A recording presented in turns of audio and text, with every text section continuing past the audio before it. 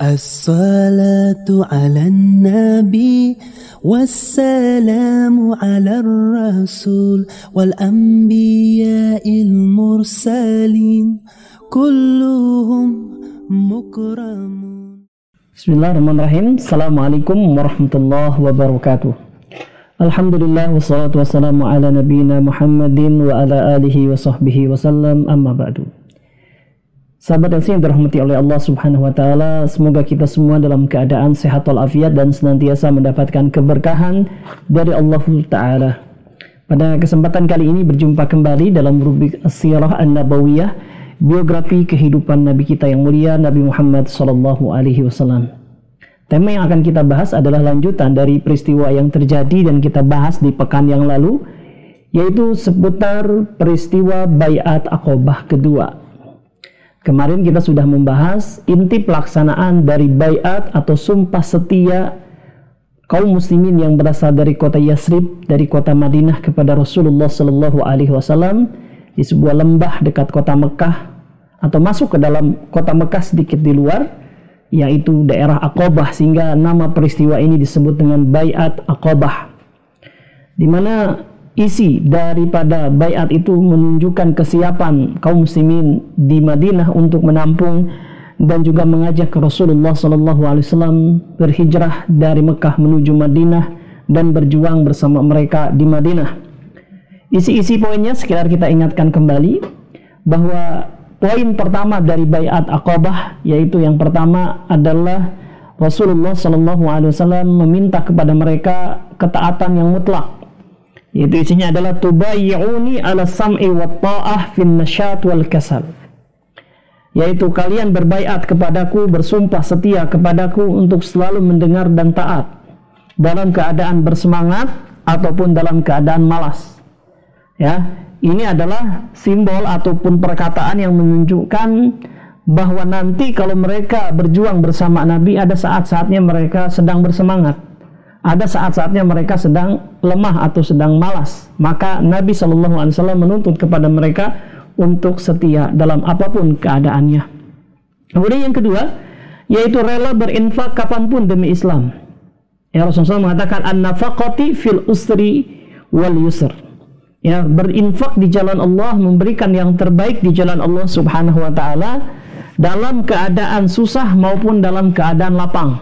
Dan ini juga mirip ya dengan poin yang pertama, mendengar dan taat ya, dan ini membantu perjuangan dengan harta, dengan jiwa, baik dalam keadaan lapang maupun dalam keadaan sulit. Wa alal amri bil ma'ruf wa nahyi anil munkar, senantiasa beramar ma'ruf nahi munkar. Ya, dengan kata lain, melaksanakan syariat Allah Subhanahu wa taala dan menyerukan kepadanya, baik itu adalah menyeru kepada hal-hal yang ma'ruf maupun melarang dari perbuatan-perbuatan yang munkar. Ya. Kemudian yang keempat adalah wa antaqulu fillah la takhafuna laumata la'ib, yaitu senantiasa mengatakan kebenaran karena Allah Subhanahu wa taala tanpa memedulikan celaan orang lain. Ya, istiqomah di atas kebenaran apapun yang terjadi, gitu ya. Dan yang kelima adalah wa ala an tansuruni idza qadimtu alaikum wa tamna'uni mimma tamna'una minhu anfusakum wa azwajakum wa abna'akum wa lakumul jannah. Ya, yaitu kalian senantiasa menolongku, membelaku ketika aku telah sampai kepada kalian. Layaknya kalian menolong dan membela diri-diri kalian, istri-istri kalian dan anak-anak kalian. Dan kalau kalian melakukan itu semua, ya, 5 poin tadi isi sumpah setia, yaitu yang pertama adalah membela atau taat kepada Rasulullah sallallahu alaihi wasallam dalam keadaan lapang maupun dalam keadaan sempit, berinfak, amar ma'ruf nahi munkar, tidak takut celaan orang-orang yang mencela, dan menolong Nabi sallallahu alaihi wasallam seperti halnya mereka akan menolong diri-diri mereka, istri-istri mereka dan anak-anak mereka. Dan kalau kalian melakukan itu semua, maka balasannya adalah surga dari Allah Subhanahu wa taala. Masya Allah ya. Inilah 5 pilar utama yang akan membentuk figur seorang muslim yang sejati, yang akan senantiasa mencintai dan membela agama Allah Subhanahu wa taala apapun keadaannya. Ya, Dan ini kemudian disanggupi oleh mereka semua tanpa ragu sedikit pun. Bahkan ketika kita ceritakan kemarin, ada 2 orang yang menanyakan keseriusan orang-orang Ansor. Satu orang mengatakan, apakah kalian paham dengan isi dari 5 kandungan baiat ini?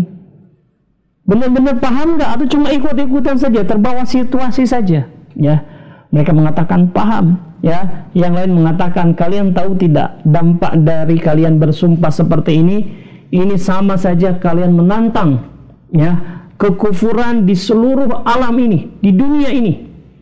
Ya, yang kalian mungkin akan diperangi oleh orang-orang lain. Apakah kalian sanggup? Bahkan kalau kalian mengucapkan seperti ini, mungkin pimpinan-pimpinan kalian akan menjadi korban. Dan mereka tidak ragu sedikit pun untuk tetap membaiat Rasulullah SAW, menjabat tangan dan bersumpah kepada Nabi untuk menepati apa yang mereka ucapkan. Nah, ini sangat luar biasa sekali, dan itu terjadi kemudian Rasulullah SAW menyalami satu persatu. Dan kita akan konsen atau kita bahas peristiwa apa yang terjadi sesudah itu. Nah, setelah mereka bersumpah, Nabi SAW tidak ragu lagi ya untuk melihat kesiapan atau kesanggupan para sahabat Ansor untuk menampung beliau di kota Madinah, gitu kan? Dan tinggal bagaimana mereka, yaitu para sahabat Ansor atau mereka yang berbaiat di Aqabah yang kedua, yang jumlahnya sekitar 70 orang ini bisa menyosialisasikannya, bisa mengumumkannya, bisa mengkonsolidasi kekuatan umat Islam yang ada di Madinah. Maka Nabi SAW kemudian meminta kepada para sahabat ini untuk memilih pemimpin-pemimpin mereka. Karena tentu saja 70 orang ini kan dari beragam kabilah, beragam kelompok yang ada di kota Madinah. Maka Nabi Muhammad SAW minta kepada mereka agar dipilih ya dari 70 orangan itu 12 pemimpin. Ya, 12 pemimpin. Beliau mengatakan, akhriju ilayya minkum isna asyara naqiba yakununa ala qaumihim. Pilihlah untukku dari kalian 12 orang yang kelak akan menjadi pemimpin yang akan bertanggung jawab dengan apa yang terjadi pada kaumnya. Ini konsolidasi ya, untuk membina dan juga menyusun kekuatan dan juga mengorganisasi kaum muslimin yang ada di Madinah. 12 orang. Ya, sebenarnya Nabi SAW itu bisa saja menunjuk mereka. Ya, kamu memimpin 1, 2, 3 gitu ya. Tapi Nabi SAW memberikan kesempatan kepada orang-orang Ansor yang terdiri dari berbagai kelompok. Atau kalau dibagi 2, ini terdiri dari 2, yaitu kaum suku Khazraj dan suku Aus. Ya, nah, silahkan ditentukan pimpinan kalian. Ya, maka mereka rapat tuh, ya. Mereka mengadakan koordinasi, kemudian keluarlah dari mereka 12 orang. Ya, jadi disitulah ketika itu orang-orang Aus dan Khazraj mereka bersatu. Mereka bermusyawarah, ya, yang itu belum pernah terjadi sebelumnya. Kita tahu bahwa orang-orang Khazraj dan Aus, 2 suku atau kabilah paling besar di kota Madinah, selama ini gontok-gontokan, musuh-musuhan, bahkan berperang membunuh satu sama lainnya dalam perang ataupun permusuhan yang panjang. Dan mereka kalaupun seandainya tidak berperang, itu mereka tidak mau menjalin kerjasama. Apalagi masing-masing diminta untuk mengangkat pemimpin, gitu ya, untuk disepakati pemimpin bersama 12 orang. Ya, itu tidak pernah terjadi.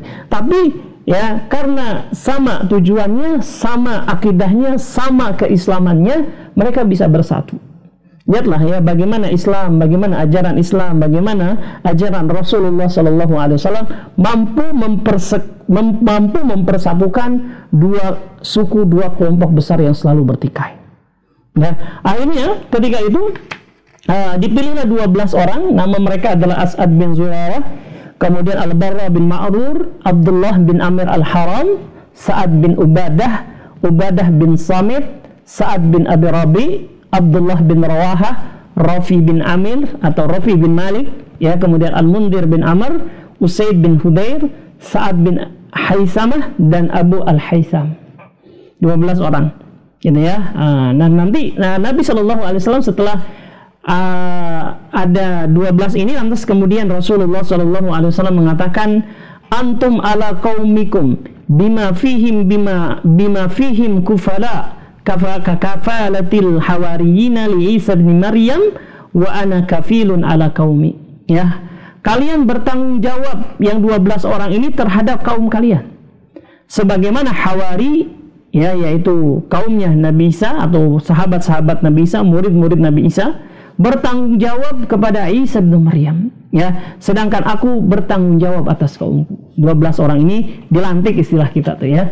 Nah, setelah itu Nabi meminta dari 12 orang itu dipilih satu orang, ya, satu orang, ya. Siapa yang tiga itu? Yang dipilih adalah As'ad bin Zurarah.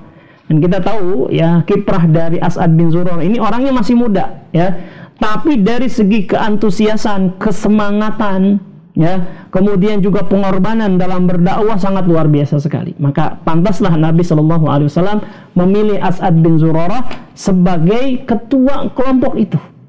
Jadi, ya, sebenarnya ada satu pemimpin Madinah yang juga sudah masuk Islam dan sebenarnya kedudukannya lebih bagus, lebih tinggi, lebih mumpuni dibandingkan As'ad bin Zurarah, yaitu Sa'ad bin Mu'ad. Ya, tapi Sa'ad bin Mu'ad ketika itu tidak hadir. Ya, karena dia ada satu hajat, ada satu keperluan, sehingga akhirnya tidak ikut kepada peristiwa Bai'at Aqabah kedua ini. Tapi sudah, ya, ada 12 orang dan 12 orang ini koordinatornya atau pemimpinnya adalah As'ad bin Zurarah. Gitu, ya. Nah, mereka kemudian dijabat tangannya kembali oleh Rasulullah SAW untuk menguatkan komitmen mereka. Ya, dan mereka 70 orang ini luar biasa. Ya, mereka benar-benar menepati janji mereka. Buktinya apa? Nanti akan terjadi pada peristiwa 2 tahun setelah hijrah itu, peristiwa yang disebut dengan Perang Badar. Ya, ada Perang Badar di mana saat itu kaum muslimin berperang dengan orang-orang kafir Quraisy. Dan kaum muslimin ketika itu hanya memberangkatkan 300 orang. Dan tahukah sahabat LC yang dirahmati oleh Allah Subhanahu wa taala, 70 orang yang melaksanakan Bai'at Aqabah yang kedua semuanya ikut serta di dalam Perang Badar itu. Ya, ini menunjukkan bahwa mereka menepati janji untuk membela Rasulullah, menolong Rasulullah sallallahu alaihi wasallam, amar ma'ruf nahi mungkar dengan beliau apapun keadaannya. Dan itu ditepati langsung ketika peristiwa Perang Badar.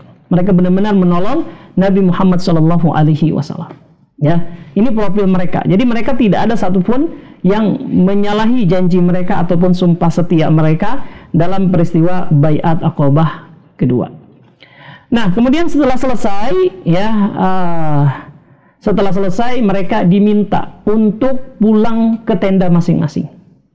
Ya, untuk merahasiakan kedatangan mereka menemui Nabi Muhammad SAW, dan kemudian mereka pulang bersama dengan kaum atau orang-orang yang berasal dari Madinah yang kita katakan kemarin jumlahnya cukup banyak, ya, dan diantaranya adalah 70 orang, diantaranya adalah orang-orang Islam. Ya, diminta untuk menunggu kabar atau keputusan dari Nabi Shallallahu Alaihi Wasallam kapan beliau akan berangkat dari Mekah menuju Madinah, dan mereka taati. Ya, lantas tetapi ini tidak dibiarkan begitu saja oleh musuh-musuh Islam. Ya, yang paling tidak senang dengan perjanjian ini tentu saja adalah iblis, setan, yang memang dia berusaha sekali untuk menghalang-halangi orang dari jalan agama Allah Subhanahu wa taala. Iblis atau setan ini mengetahui bahwa apa yang terjadi walaupun hanya diikuti oleh 70 orang dan Aqabah kedua ini, ya, di satu wilayah yang sepi sekali. Ya, bahkan itu dekat sekali dengan pusat kesyirikan. Ya, ini akan sangat berbahaya bagi eksistensi agama kesyirikan, yaitu agama setan, agama iblis. Gitu, ya. Maka diriwayatkan ketika itu, ya, setan berteriak dan kemudian memberitahukan kepada orang-orang kafir Quraisy bahwa telah terjadi pertemuan antara Muhammad SAW dengan orang-orang Ansor. Dikatakan dalam riwayat Ka'ab bin Malik, ya, setelah terjadi peristiwa Bai'at Aqabah yang kedua, saraha asyaitanu min ra'sil aqabah bi'ab'adi sauti sami'tuhu qat. Ya, kata Ka'ab bin Malik, tiba-tiba setan pun itu menjerit dari atas bukit Aqabah dengan suara yang paling keras yang pernah saya dengar. Nggak ada speaker zaman dulu, tapi ada teriakan, ya, yang itu adalah dikonfirmasi kepada Nabi itu adalah teriakan setan, ya, teriakan iblis. Apa bunyinya? Ya, setan mengatakan atau iblis itu mengatakan, hai orang-orang yang tertidur di rumahnya, hai orang-orang Mekah, ya, hai orang-orang kafir-kafir Quraisy, apakah kalian membiarkan si Mudhammam, ya maksudnya adalah ini adalah panggilan buruk ya, atau panggilan ledekan atau hinaan orang-orang kafir Quraisy kepada Nabi Muhammad SAW.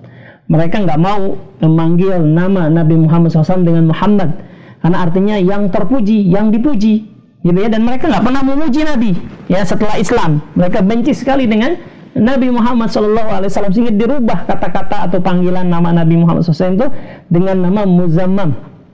Ya, apakah kalian tidak tahu si Muzammam itu dan orang-orang Sabi, yaitu maksudnya adalah orang-orang yang murtad dari agama nenek moyangnya, dari penduduk Madinah, ya, itu telah berkumpul dengan Muhammad SAW, dan mereka sudah berkumpul untuk memerangi kalian.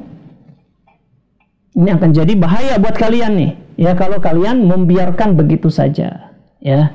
Dan itu terdengar oleh kaum muslimin, terdengar oleh Rasulullah SAW. Lantas beliau mengatakan, ini adalah Azab, dia adalah setan penghuni Aqabah, putra dari Azyab, ya.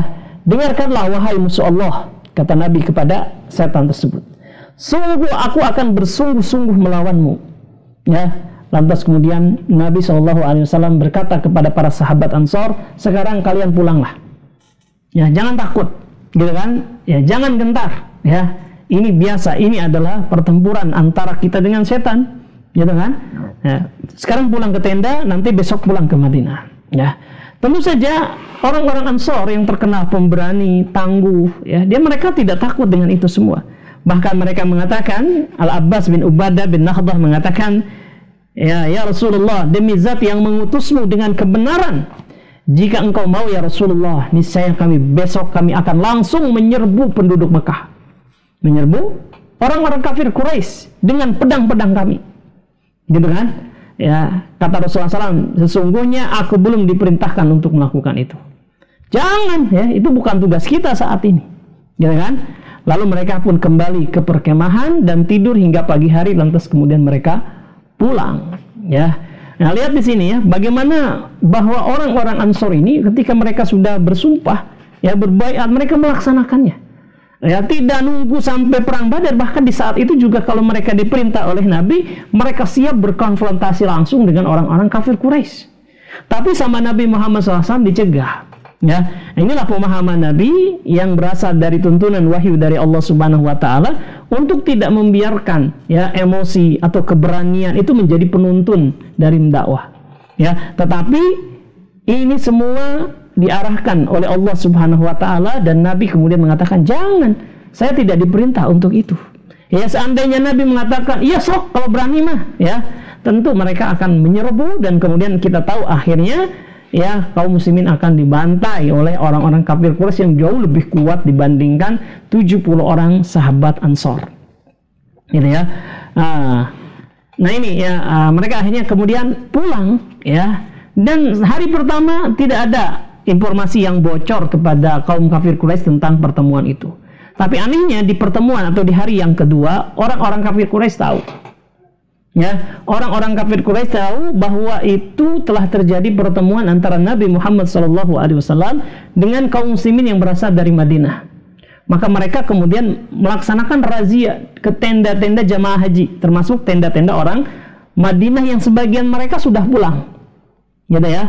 Sebagian mereka sudah pulang, dan mereka entah kak dapatnya dari mana. Apakah mereka juga dengar teriakan dari setan yang ada di Aqabah itu, atau sebenarnya pertemuan itu bocor, ada orang yang mengetahui, melihat, mendengar isi dari perjanjian itu lantas membocorkannya kepada orang kafir Quraisy, atau apa nggak tahu ya. Tapi akhirnya di hari yang kedua mereka tahu.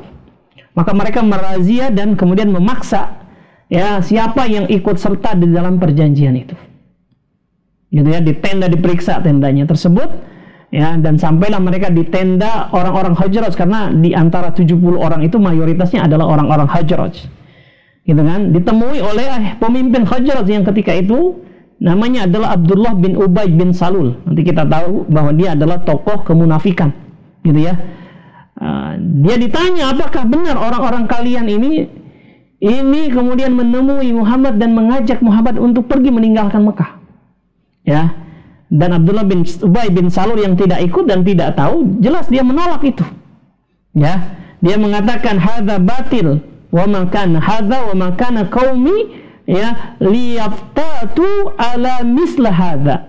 Law kuntu bi Yasriba ma sana'a qaumi hadza hatta yu'ammirun. Ya, kabar tersebut sama sekali tidak benar. Ya, kaumku tidak mungkin bergerak sendiri di belakangku.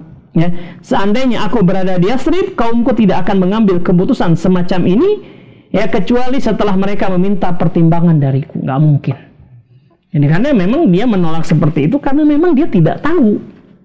Ya, dia tidak tahu. Gitu. Sementara kaum muslimin yang lainnya sudah mulai berangsur-angsur pulang dan tidak ada yang tahu tentang perjanjian tersebut.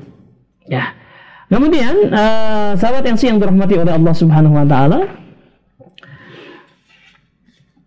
Akhirnya kaum muslimin kemudian kembali ke Madinah, di mana mereka kemudian memberitahukan ya isi dari perjanjian tersebut, dan kemudian ini disosialisasikan kepada kaum muslimin dan mereka kemudian bersama-sama mempersiapkan ya kedatangan Nabi Muhammad SAW sambil terus berdakwah.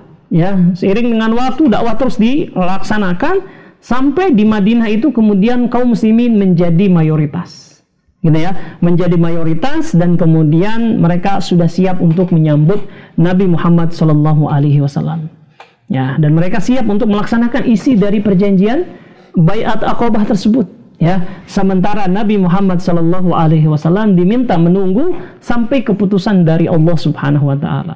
Dan sambil waktu itu beliau terus mengintensifkan dakwah, mengintensifkan penyebaran Islam kepada orang-orang yang masih melaksanakan ibadah haji atau sedang istirahat sejenak untuk menunggu kepulangan mereka ke negeri-negeri mereka.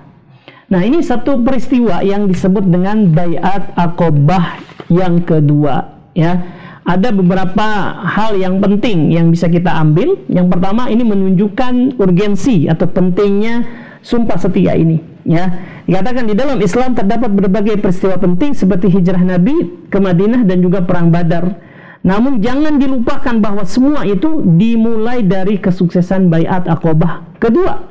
Jelas sekali bahwa Baiat Aqabah kedua ini tidak kalah penting dengan peristiwa hijrah ke Madinah dan perang Badar. Ya, pemicunya ini, ya, yaitu kesiapan kaum Ansar untuk membela Nabi Muhammad SAW, beramar ma'ruf nahi mungkar, menjadikan kota Madinah sebagai pusat perjuangan Islam. Ini komitmennya ada di Baiat Aqabah kedua. Gitu ya. Kemudian yang kedua, jihad yang paling agung adalah jihad dengan harta. Ya, di dalam Baiat Aqabah kedua ini disebutkan bahwa an-nafaqati fil usri wal yusr.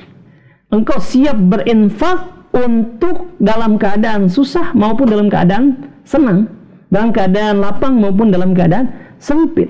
Ya. Nah, ini juga menunjukkan bahwa berdakwah atau berjuang lewat harta juga adalah tidak kalah pentingnya dibandingkan dengan berjuang dengan fisik ataupun raga, gitu ya. Kemudian juga menunjukkan ya tingginya semangat amar ma'ruf nahi mungkar di dalam Islam, kedudukannya. Ya, karena amar ma'ruf nahi mungkar itu nama lain daripada dakwah, ya, dan ini adalah syariat yang sangat agung. Bahkan jihad fisabilillah juga termasuk kategori amar ma'ruf nahi mungkar. Jadi ketika para sahabat Ansar diminta untuk siap amar ma'ruf nahi mungkar, termasuk diantaranya adalah siap berjihad di jalan Allah Subhanahu Wa Taala. Karena jihad termasuk dalam amar ma'ruf nahi mungkar, gitu ya. Dan kemudian peristiwa ini juga menunjukkan ya keutamaan sahabat Ansar yang sangat luar biasa. Ya, tidak ada ya suatu kaum yang lebih dipuji oleh Rasulullah SAW melebihi kaum Ansar, baik di dalam Al-Quran maupun di dalam hadis Rasulullah SAW. Ya, diriwayatkan dari Abu Hurairah bahwa Rasulullah SAW bersabda, "Lau annal ansar salaku wadiyan aw syi'ban la salaktu fi wadil ansar, walaula al-hijrah lakuntu amran minal ansar." Ya, seandainya kaum Ansar menempuh sebuah lembah atau suatu jalan di gunung, tentu aku akan menempuh lembah atau jalan tersebut. Ya, andai bukan karena hijrah, tentu aku termasuk orang-orang Ansar. Ini pujian ya Rasulullah SAW kepada orang-orang Ansar, gitu ya. Dan yang kelima adalah hikmah agung di balik keislaman Ansar sebelum keislaman kerabat Rasulullah Shallallahu Alaihi Wasallam. Ya, seandainya yang beriman lebih dulu adalah para kerabat Rasulullah, mereka mungkin akan berkomentar, wah, mereka hanya hendak menyombongkan diri dengan mengatakan bahwa salah seorang dari mereka telah diangkat menjadi nabi. Jadi ya, ini tidak terjadi. Ya, kemudian ya, mungkin itu beberapa faedah yang bisa kita ambil dari peristiwa Baiat Aqabah kedua ini. Sekali lagi, ini adalah fase awal dari hijrah Nabi Muhammad SAW dan para sahabat dari Mekah menuju Madinah. Maka insya Allah ta'ala tema selanjutnya adalah hijrah ke negeri atau ke kota Madinah dari Mekah yang dilakukan oleh para sahabat dan Rasulullah SAW. Demikian pembahasan kita pada kesempatan kali ini. Mudah-mudahan berfaedah. Wassallallahu ala nabiyina Muhammadin wa ala alihi wa sahbihi wasallam. Assalamualaikum warahmatullahi wabarakatuh. Blessings be upon Nabi, peace be upon the messenger, and the prophets who were sent, all of them were on